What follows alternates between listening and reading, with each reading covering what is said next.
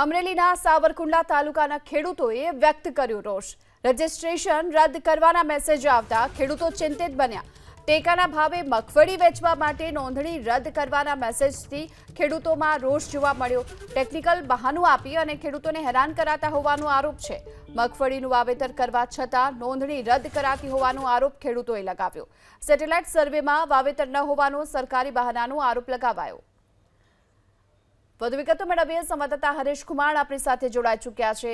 હરેશ, મગફળી રજીસ્ટ્રેશન માટે ખેડૂતોએ રજીસ્ટ્રેશન કરાવ્યું, પરંતુ આ રજીસ્ટ્રેશન રદ થયું છે। શું કારણ બતાવવામાં આવી રહ્યું છે અને કુલ કેટલા ખેડૂતોને આ પ્રકારે રજીસ્ટ્રેશન રદ થયું?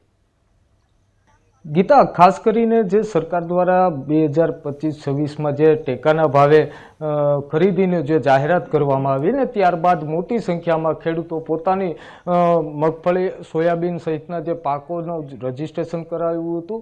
જો કે રજીસ્ટ્રેશન કરવાની જાહેરાત થઈ ત્યારે પણ સર્વર ડાઉન હોવાને કારણે ખેડૂતોને પારાવાર મુશ્કેલીનો સામનો કરવો પડ્યો હતો, પરંતુ 2 દિવસની મુશ્કેલી બાદ રજીસ્ટ્રેશન કરવામાં આવ્યું।